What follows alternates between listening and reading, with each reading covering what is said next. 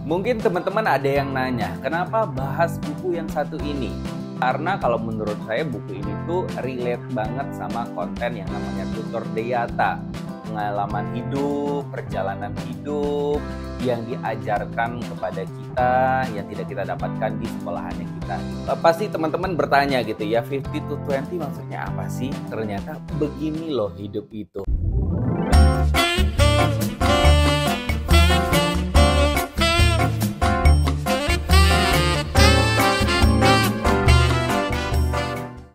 Halo sahabat Deyata, masih di channel Coach Vinoyata. Nah, kali ini ada satu buku yang sedang aku pegang nih ya. Di beberapa video sebelumnya tuh pernah bahas ini secara sekilas ya, yaitu 50 to 20, karya dari Henry Manampiring. Kamu juga mungkin pernah dengerin podcastnya Henry Manampiring ini di beberapa podcast. Kayaknya terakhir aku juga pernah lihat ada di Daniel Mananta, kayaknya juga ada. Nah, sedikit kita bahas tentang isi dari buku ini. Masih di Tutor Deyata, beragam kisah mengurai makna.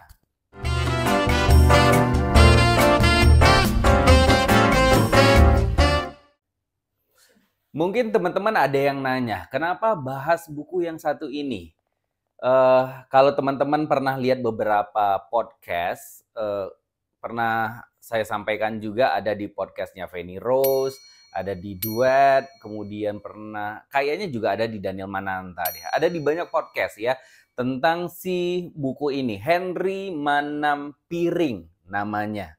Kemudian bukunya berjudul 50 to 20 Pesan dari Paruh Perjalanan. Jawabannya kenapa kita pilih buku ini? Karena kalau menurut saya buku ini tuh relate banget sama konten yang namanya Tutor Deyata. Beragam kisah mengurai makna. Yang mana Tutor Deyata ini kan sama-sama kita ketahui bercerita tentang pengalaman hidup, perjalanan hidup yang diajarkan kepada kita yang tidak kita dapatkan di sekolahannya kita gitu ya. Begitu juga dengan buku ini. Nah, kenapa namanya 50 to 20? Kan agak pasti teman-teman bertanya gitu ya, 50 to 20 maksudnya apa sih? Jadi si pengarangnya ini umurnya itu baru memasuki umur 50 tahun. Nah, itu 50-nya. Terus 20-nya apa? Nah, di umurnya yang 50 itu dia ingin bercerita dan ingin ngobrol atau mungkin kasih wejangan gitu kali ya sama si Henry Manampiring di usia 20 tahun. Ternyata begini loh hidup itu. Karena kan memang waktu kita umur 20 tahun itu semuanya terasa begitu positif, semuanya terasa begitu menyenangkan gitu ya.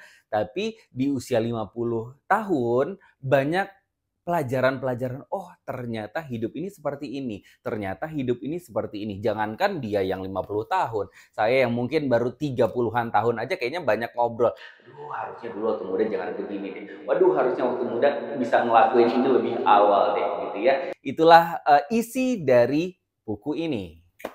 Oke teman-teman, aku boleh coba baca beberapa dulu ya, mulai dari daftar isinya. Jadi ada 50 poin atau 50 pesan nih yang ingin disampaikan oleh pengarangnya. Sesuai dengan umurnya ya, umurnya 50, pesannya pun 50. Dari Henry yang berumur 50 kepada Henry yang berumur 20. Mudah-mudahan kita semuanya juga mendapatkan ilmunya. Jadi nggak harus nyampe 50 dulu loh umurnya, biar bisa mendapatkan ilmu ini. Kalau kita sadarnya lebih awal, mungkin akan lebih baik untuk kehidupan kita. Beberapa di antaranya, aku coba baca ya. Di sini dikatakan bahwa kamu terlahir dengan privilege seperti orang-orang lain juga. Nanti kita akan bahas itu ya. Kemudian ada juga orang tuamu tidak sempurna dan siapa juga yang punya. Kemudian yang keempat, sekolah itu tidak penting tetapi sangat penting. Ada lagi, mandiri secepat mungkin, hiduplah bersama rasa takut, kamu aneh dan itu baik, jangan takut penolakan, patahkan hatimu, bedakan Tuhan, spiritualitas, dan agama, kebebasan dan harga uang, hormati sains, sumber, kerendahan hati, dan lain sebagainya. Pokoknya aku sih kayaknya baru baca sampai halaman 83, baru setengah ya, karena halamannya itu ada 174. Berarti udah lebih dari, udah setengah belum ya? Ya kira-kira masih setengah yang dibaca, tapi kayaknya banyak banget ilmu-ilmu, banyak banget pesan-pesan yang juga relate dengan versi kehidupannya aku gitu ya. Nah kali ini kita nggak bakal bedah buku, kita nggak bakal bahas panjang lebar mengenai buku ini, tapi kayaknya cukup satu poin aja. Ini mulai dari awal ini tuh sudah sangat menarik ya. Dari bab keduanya, yaitu kamu terlahir dengan privilege seperti orang-orang lain juga. Aku pengen nanya dulu deh sama kita-kita yang ada di sini atau kamu yang lagi nonton nih ya. Kamu pernah nggak sih iri dengan privilege yang dimiliki oleh orang lain? Terus pernah juga berandai-andai, aduh coba ya orang tua aku begini, coba ya aku terlahirnya begini. Pernah nggak? Pernah nggak? Pernah nggak? Yuk jujur. Nah, berdasarkan hasil penelitian katanya banyak orang tuh pernah merasa iri dengan privilege dari orang lain gitu. Kamu gimana kalau kamu merasa relate, pernah juga, oh dulu saya pernah nih kayaknya iri dengan privilege orang lain. Contoh, teman saya yang terlahir dari orang tua yang sangat harmonis, atau ada yang iri juga dengan teman yang terlahir dari ekonomi sultan, ada yang iri dengan Rafathar mungkin kamu? Bisa jadi ya kan, karena hal-hal yang kita tidak miliki itu kadang-kadang bikin kita iri dengan privilege yang dimiliki oleh orang lain. Nah, kita bahas sedikit ya. Mana tadi tuh halamannya? Sebentar. Eh ini ya, aku bacain sedikit ya. Privilege biasanya terkait dengan hal-hal yang membantu seseorang hidup lebih mudah atau nyaman dibandingkan dengan orang lain. Privilege ini bisa berupa harta kekayaan, suku, gender, orientasi seks, sampai dengan agama.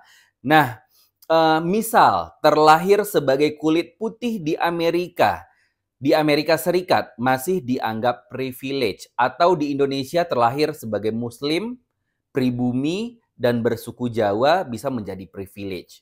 Salah satu syarat untuk jadi presiden nggak? Atau wakil presiden? Oke gas, tambah 2 torang gas.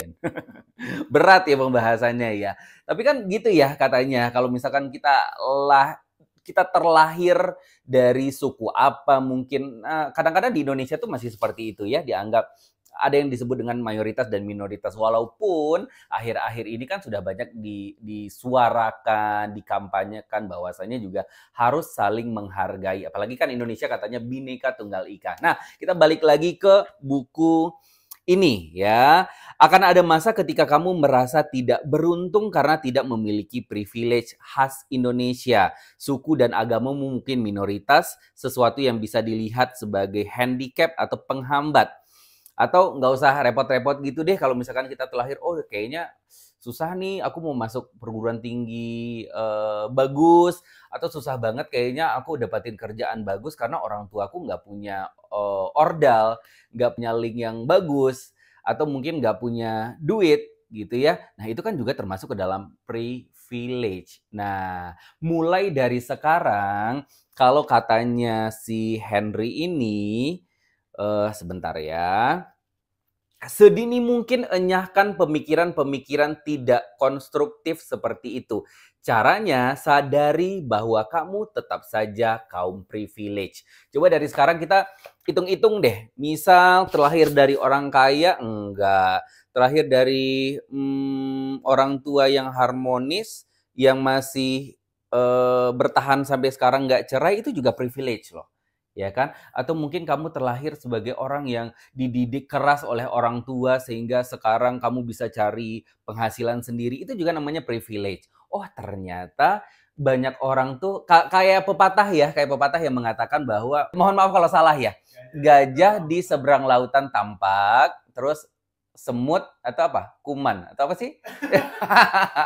Coba kalian bantu, boleh kalian bikin semut di pelupuk mata, tidak nampak, tidak kelihatan. Nah mungkin, nah itu bener tuh ya kan. Nah parah nih sekarang nih. Kayaknya orang-orang kita zaman dulu tuh ngerti pepatah semua ya. Genzi, kamu Mir nggak tahu pepatahnya? Nggak pernah dengar? Ya Allah. Iya, kira-kira begitu. Jadi banyak orang yang hidupnya itu tuh berandai-andai tuh. Contohnya kayak, coba aja kalau aku terlahirnya kaya. Coba aja kalau aku terlahirnya dari orang tua yang mengerti pendidikan. Coba aja orang tuaku kuliahkan aku ke luar negeri. Coba aja A, B, C, dan sampai Z mungkin nggak ada habis-habisnya. Tapi harus kita sadar lagi, kita kan hidupnya di masa sekarang. Kalau kamu masih hidup dengan coba begini, coba begitu, itu kan tidak akan memperbaiki apa-apa. Jadi apa yang bisa kita lakukan sekarang? Coba dari sekarang kita list. Mungkin saya nggak punya ini, privilege apa yang saya miliki. Contoh, ada orang yang privilege-nya adalah, sehat terus, nggak gampang sakit. Itu juga privilege loh ya. Karena banyak orang yang menginginkan itu. Mereka-mereka yang mungkin dari kecil udah ada penyakitnya sehingga tidak boleh begini, begitu. Mereka juga merindukan lah dan menginginkan kesehatan itu. Atau mungkin kamu yang terlahir, untuk cewek-cewek yang terlahir cantik, itu juga privilege ya. Orang-orang yang konsisten menjaga kebugaran tubuhnya itu juga privilege. Oh, ternyata privilege itu nggak melulu soal harta, nggak melulu soal link, banyak juga loh. Dan masing-masing kita ternyata punya privilege-nya masing-masing. Baik teman-teman, segitu dulu pembahasan singkat kita mengenai buku yang keren ini. Buat kamu yang penasaran mungkin bisa lah beli ya. Aku tuh beli di Gramedia.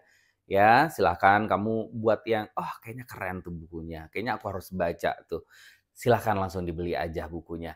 Itu baru satu poinnya aja loh. Masih banyak, masih ada 49 poin-poin yang bisa kamu dapatkan dari buku keren ini. Tapi by the way, terima kasih banyak untuk kamu yang udah nonton. Jangan lupa dicek lagi video-video kita sebelumnya. Jangan lupa di-like, di-share kalau misalnya video ini bermanfaat untuk kita. Kemudian di-subscribe juga jangan lupa ya, supaya kita semangat untuk terus berkarya. Terima kasih sahabat Deyata yang sudah nonton. Sampai jumpa di video selanjutnya.